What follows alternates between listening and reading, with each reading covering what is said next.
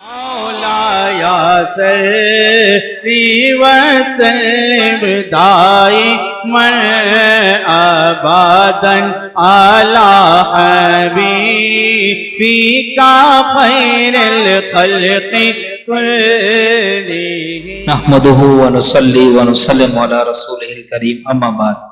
سچی حکایات کا یہ آج چھٹا سلسلہ ہے اور چھٹی حکایت ہم سننے جا رہے ہیں، اور یہ بڑی دلچسپ حکایات ہے۔ اس سے آپ کو پتہ لگے گا کہ ہمارے نبی کی بارگاہ میں کتنی وسعت ہے۔ یاد رکھیں، بحقی میں ہے کہ امیر المؤمنین سیدنا عمر فاروق اعظم رضی اللہ تعالیٰ عنہ سے روایت ہے کہ ایک روز ہم سرکار دو عالم صلی اللہ تعالیٰ علیہ وسلم کی ہمراہ یعنی حضور کے ساتھ تہامہ کی ایک پہاڑی پر بیٹھے ہوئے تھے، تو اچانک ایک بوڑھا شخص ہاتھ میں عصا لیے ہوئے سرکار کی بارگاہ میں حاضر ہوا۔ پتہ لگا کہ سرکار اپنے دوستوں کے ساتھ، یاروں کے ساتھ سیر پر بھی جایا کرتے تھے اور پہاڑوں کے سفر پر بھی جاتے تھے۔ تو سرکار دو عالم صلی اللہ علیہ وسلم کی بارگاہ میں ایک بوڑھا شخص حاضر ہوا جس کے ہاتھ میں عصا تھا۔ اس نے سلام عرض کیا اور حضور صلی اللہ تعالیٰ علیہ وسلم نے اس کے سلام کا جواب دیا۔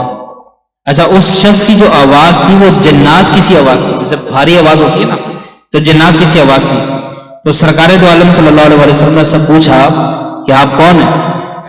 تو وہ کہنے لگا کہ حضور میں جن ہوں، یعنی اس نے بتا دیا کہ میں جنات میں سے ہوں، انسانوں میں سے نہیں ہوں۔ اور اس نے اپنا نام بھی بتایا، کہا کہ میرا نام ہے حامہ اور میں بیٹا ہوں ہیم کا، اور ہیم بیٹا ہے لاقیس کا، اور لاقیس بیٹا ہے ابلیس کا۔ یعنی اس نے اپنا پورا شجرہ بتا دیا کہ میرے والد کا نام یہ ہے، پھر ان کے والد کا نام یہ، پھر ان کے والد کا نام یہ۔ تو حضور صلی اللہ علیہ وسلم نے فرمایا کہ گویا کہ تمہارے اور ابلیس کے درمیان صرف دو پشتے ہیں، یعنی وہ ابلیس کا پوتا تھا۔ تو حضور نے کہا کہ تمہارے اور ابلیس کے درمیان صرف دو پشتے ہیں۔ پھر سرکار دو عالم صلی اللہ علیہ وسلم نے سے پوچھا کہ اچھا یہ بتاؤ کہ تمہاری عمر کتنی ہے؟ جب اس نے اپنا انٹروڈکشن کروا دیا تو اب اللہ کے نبی نے پوچھا تمہاری ایج کتنی ہے، تمہاری عمر کتنی ہے؟ اس نے کہا یا رسول اللہ، جتنی عمر دنیا کی ہے اتنی میری ہے، جب سے دنیا بنی ہے تب سے میں ہوں، اور دنیا سے ہو سکتا ہے کہ تھوڑی سی کم ہو۔ تو حضور صلی اللہ تعالیٰ علیہ وسلم نے اس سے مزید واقعات پوچھے تو کہنے لگا حضور، جن دنوں قابیل نے حابیل کو قتل کیا تھا اس وقت میں کئی برس کا بچہ تھا، مگر بات سمجھتا تھا، پہاڑوں میں دوڑتا تھا اور لوگوں کا کھانا غلہ چوری کر لیا کرتا تھا، اور لوگوں کے دلوں میں وسوسے بھی ڈالتا تھا کہ وہ اپنے خویش اور اقربا سے بدسلوکی کرے۔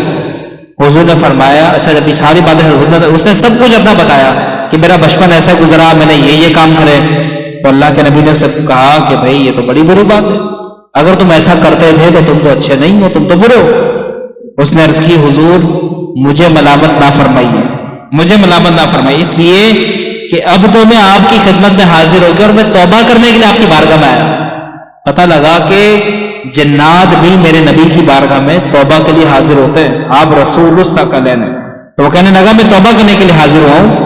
وہ پھر کہتا ہے کہ یا رسول اللہ، میں نے حضرت نوح علیہ السلام سے بھی ملاقات کی ہے، اور نوح علیہ السلام سے ملاقات کرنے کے بعد 1 سال تک میں ان کے ساتھ ان کی مسجد میں رہا ہوں، یعنی نوح علیہ السلام کی بھی صحبت مجھے ملی، اور اس سے پہلے میں ان کی بارگاہ میں بھی توبہ کر چکا ہوں۔ پھر حضرت ہود علیہ السلام، یعقوب علیہ السلام، یوسف علیہ السلام، ان سب کی صحبتوں میں رہ چکا ہوں، اور ان سے تورات سیکھی، اور ان کا سلام حضرت عیسیٰ علیہ السلام کو پہنچایا۔ اور اے نبیوں کے سردار حضرت عیسیٰ علیہ السلام سے جب میری ملاقات ہوئی تو انہوں نے کہا تھا کہ جب تم نبی آخر الزماں محمد رسول اللہ صلی اللہ علیہ وسلم کا دور پاؤ تو ان کو میرا سلام پہنچا دینا۔ تو آج میں عیسیٰ علیہ السلام کا سلام لے کر آپ کی بارگاہ میں آیا۔ تو نبی کریم صلی اللہ تعالیٰ علیہ وسلم نے حضرت عیسیٰ علیہ السلام کے سلام کا جواب دیا، اور اس جن نے پھر سرکار سے خواہش فرمائی کہ میں چاہتا ہوں کہ آپ کی زبان حق ترجمان سے کچھ کلام میں سن لوں تاکہ مجھے تعلیم ہو جائے۔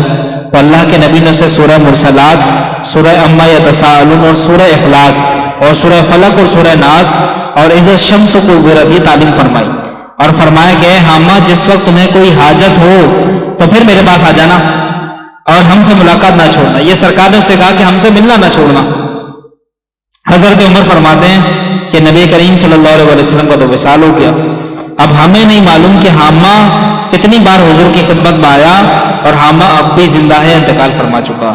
تو یہ خلاصۃ التفاسیر کے اندر پورا واقعہ موجود ہے. اس کا حاصل یہ کہ جنات بھی ہمارے نبی کے غلام ہیں اور شیاطین کے خاندان کے اندر بھی ایسے ابلیس کے اپنے پودوں کے اندر بھی ایسے تھے جو سرکار کی عظمت کو قبول کرنے کے بعد حضور کی بارگاہ میں نصیحت سننے کے لیے حاضر ہوا کرتے تھے.